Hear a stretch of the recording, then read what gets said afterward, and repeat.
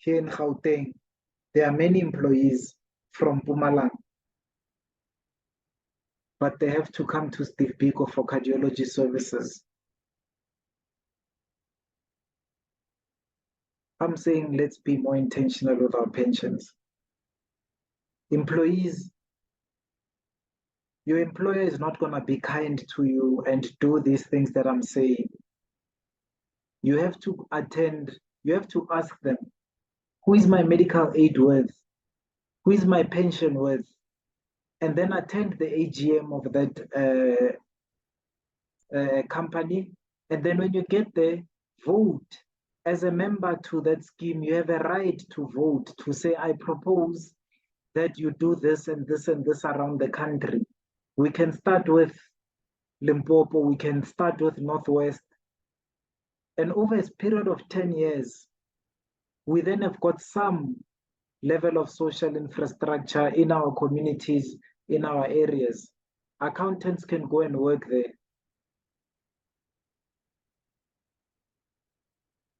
Doctors can go and work there. Teachers can go and work there. And that is why Ntate Gebi Mahumola said, any emerging nation to stimulate economic growth within its ranks needs to have its own banks, insurance companies, and pension funds. He named 3 types of institutions. I haven't even touched on the banks and the insurance funds, which are in the hands of its community. I call this an economic strategy for survival.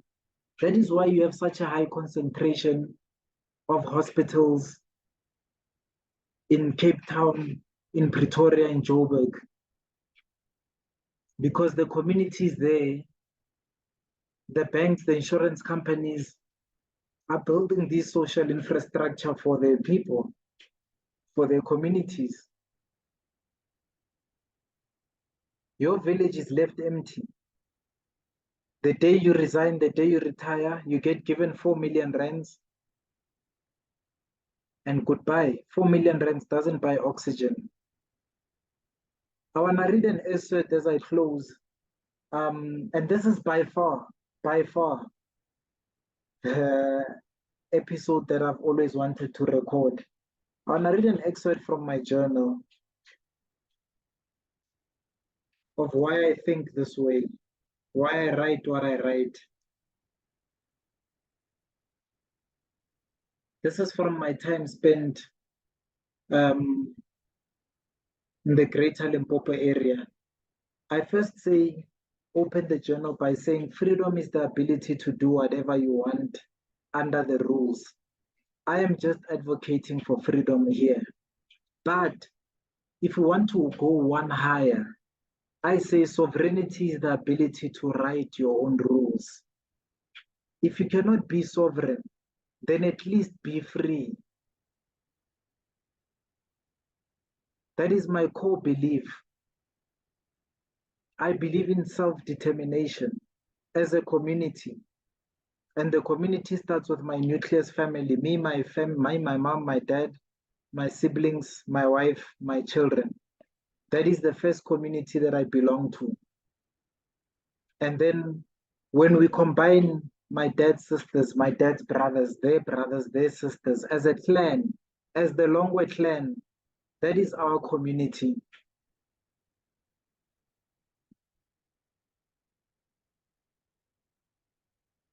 I think as a clan, we said that we want to actually do this. I'm going to show you the numbers for my clan. So the initial investment, we currently have, let's say, about 100,000 rand sitting in our bank. And let's say we're investing this for the next 30 years. And we are saying every month, we want to increase that to 2,500 a year. A year. That's about 210 rand per month, right? 208 rand. And last we counted, there were 150 Longwe members. But I think because we have seen how difficult it is for some families where you find that there are 5 family members and 1 breadwinner, that sort of a thing. I think a conservative estimate of what we are able to do, let's say out of the 150 of us, plus minus, I think 175, but it's fine. I'm going to divide that by 4 and say there's about 38. At least if 38 are consistently contributing the 208.333333 per annum, that is about 7 per month. That is about 8,000 rand per month that we're contributing as a family. And I say we take that, multiply by 12, we're bringing in 93,000 rand or 94,000 rand per year that we are bringing in. If the 38 of us all contribute, right? So I'm going to add deposit amount, I'm going to say yearly, and I say 90, the number was 93,749, 93,749. Every year, at the end of the year, we put in 93,749. After having accumulated the 208 from the 38 of us that are capable of contributing. This is just us as a family.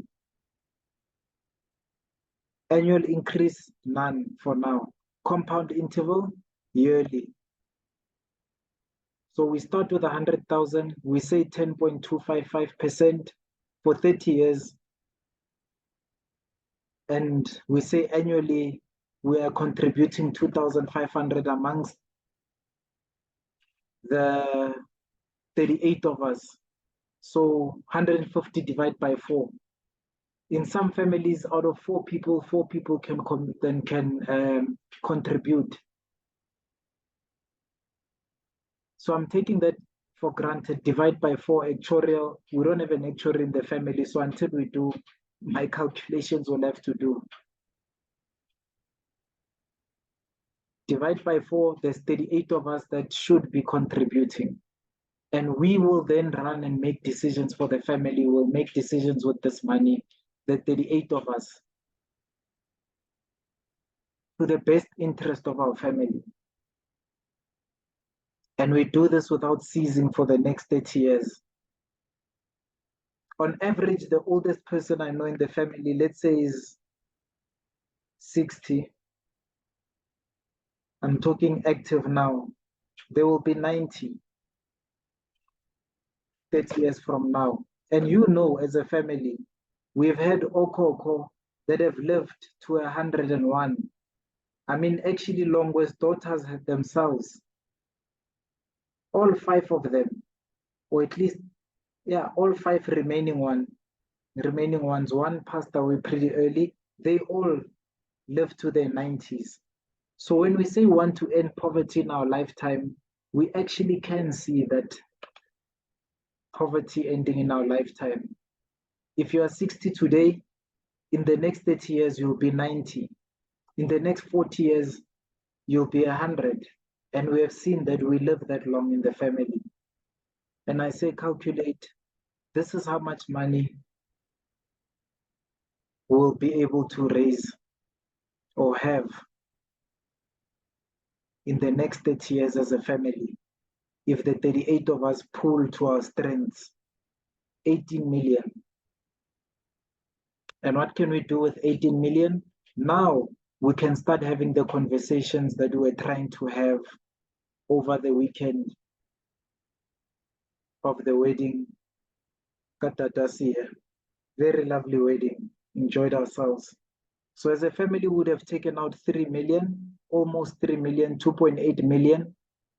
We would have left it to compound at 10.255%. And after 30 years, we will have 18 million. Now, this is why I say it's difficult for an accountant to be the one that leads the investment strategy. Because if it's up to me, I am saying that we do this and don't touch the money. And only after 30 years, I will be 61. Yes, I will be 61. You're giving me then a pot of money, 18 million, on which to say, we have done our part. Now, Dotan, go and invest this for us.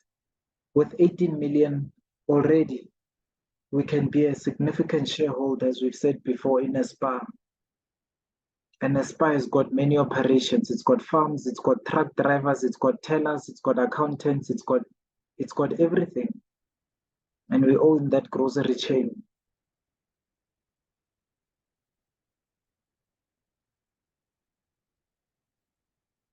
That is my proposal. This is what a family of 150 can do with 38 active members. We can do 18 million. If all members were contributing, I just want to show 2,500 times 150 of us. That is 375,000 that we are doing yearly. 375,000 that we are doing yearly. And this is why I don't like working with a complete number, because it leaves no margin for error. Again, we do this for the next 30 years. I'm not sure how realistic that is, but we're dreaming now, right? Let us take it to the extreme. Let us dream the whole way. As a family, doing that per year, 30 years from now, when you are 90, in your lifetime, we've got 66 million, 66.6 million to feed ourselves as a family.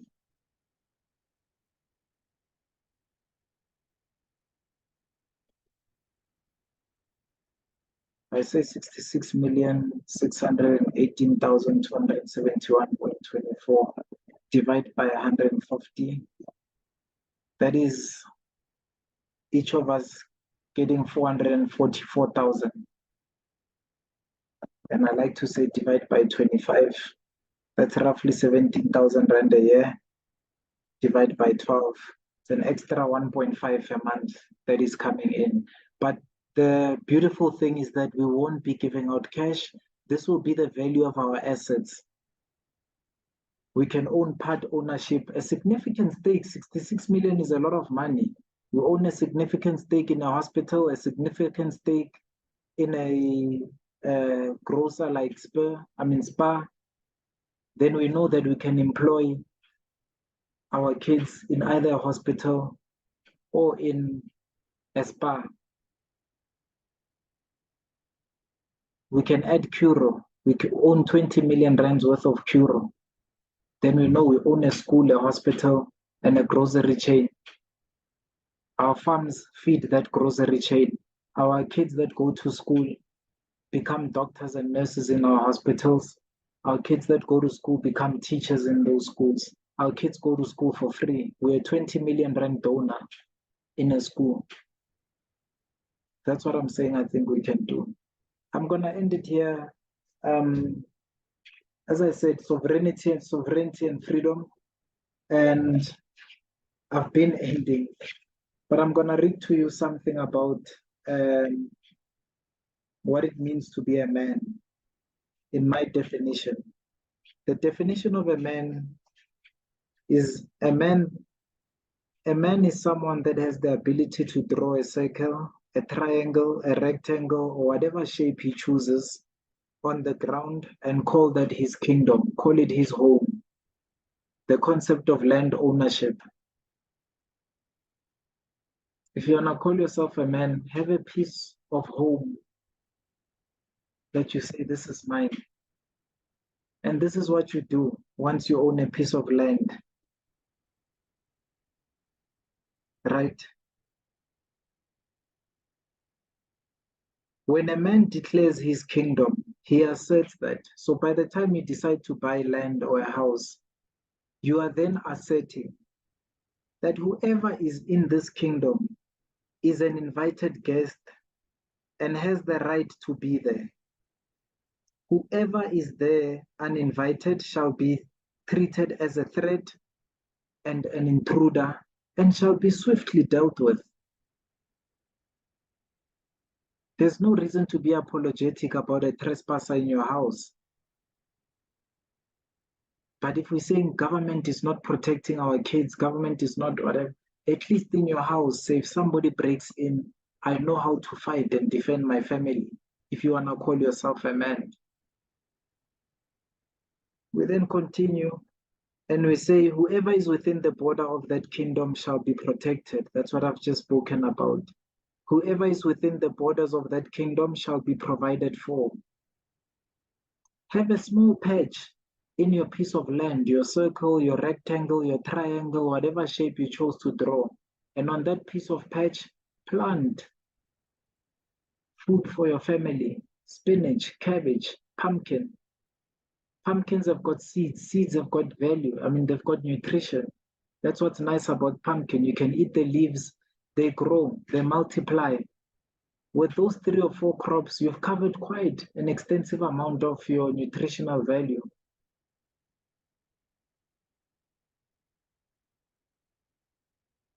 Have some chickens, umleqwa, that roam around in the yard. Have a chicken pen, chicken hen, 5 to 10 chickens. That's barely 2,000 rands that you've spent on 5 to 10 chickens. It's a very expensive chicken. 200 rand a chicken. Mix between egg layers and chick layers. And then your family has got meat. Every year, resolve to buy yourself 1 cow. After 5 years, you've got 5 cows. And if you're buying female cows, after 5 years, they've made kids. And that's just your small kingdom. That's you saying that everybody that is going to live in this kingdom of mine shall be provided for. If you are buying a cow a year, that is about 750 rand that you're putting aside to buy an 8,000 rand cow at the end of the year. Right? And I say this includes not only humans, but the birds and the insects too, for this is your kingdom. Plant trees, plant flowers, let bees come into your yard. Have that feeling, that ability to sit in your yard on a camp chair and watch a bee be sustained by the fact that you had a vision to have your own little kingdom as a man. And then I say the main guide is your ancestral lineage, the man in you through the ages. Ulongwe himself had well over 300 cattle. Ugogo now, Goktogo yasho. Ulongwe had well over 300 cattle. So your ancestral lineage is already letting you know that as a man, that is your guide as to what we are supposed to do. And when I say men, I use it interchangeably because out of the 38 of us today, some will be women. But if we married, I would like that in the family we don't celebrate brokenness in the family. So I think it is still correct to address the men.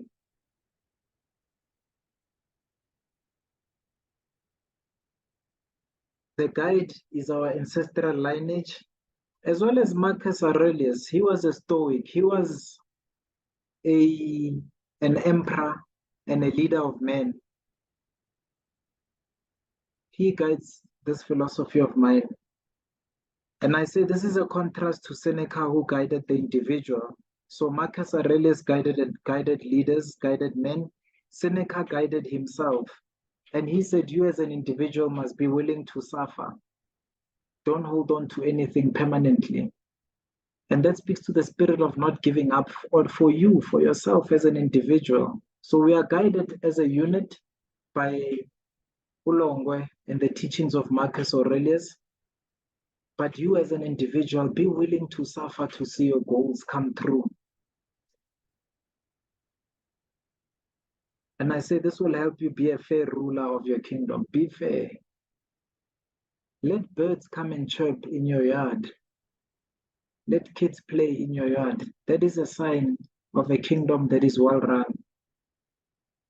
And then I say a strong man makes his kingdom stronger and stronger. So you keep on you keep on growing the amount of cattle that you have, the amount of chickens that you have, the amount of horticulture that you're growing. Nobody can stop you. You don't have to limit yourself.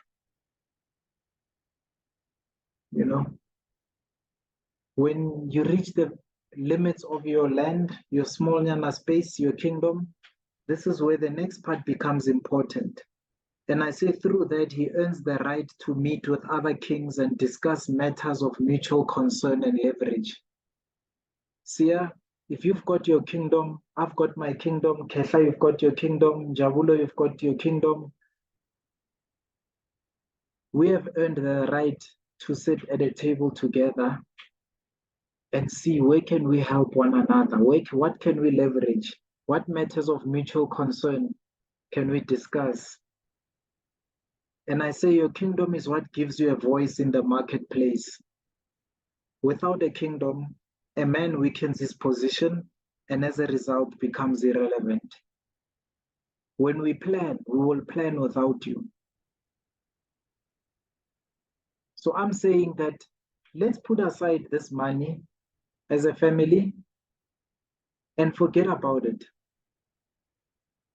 And then on the other side, let's endeavor to own land. The land,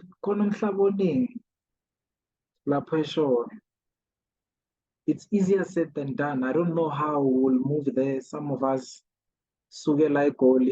if we can't afford to buy land where we are, then that mutual concern and leverage, we agree, let's divide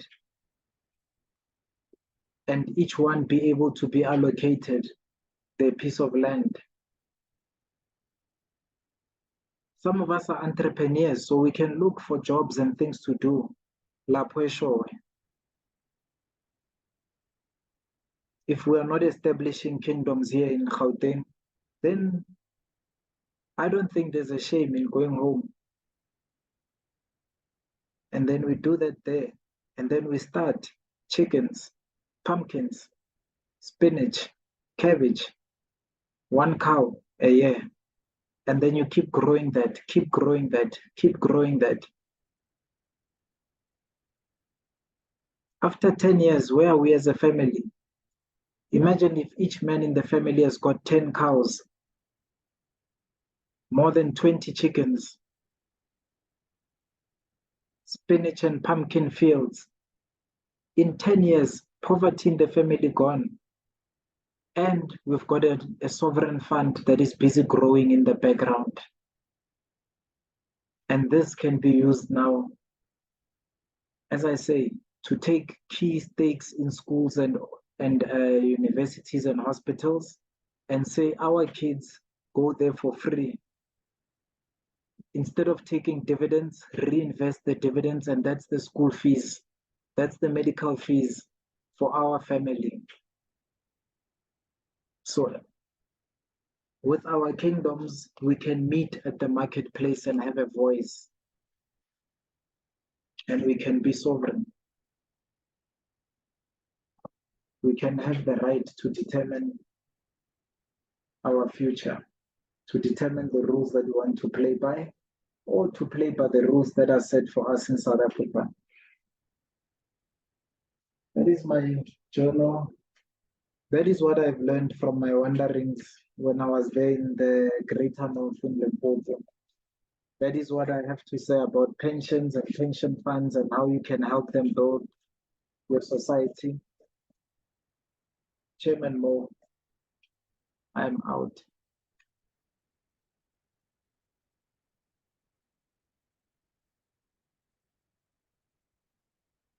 as I said, I'll end the recording, then I'll end the recording after. Yeah, but I'm exhausted. What's the time? It's half 3. It's time to sleep.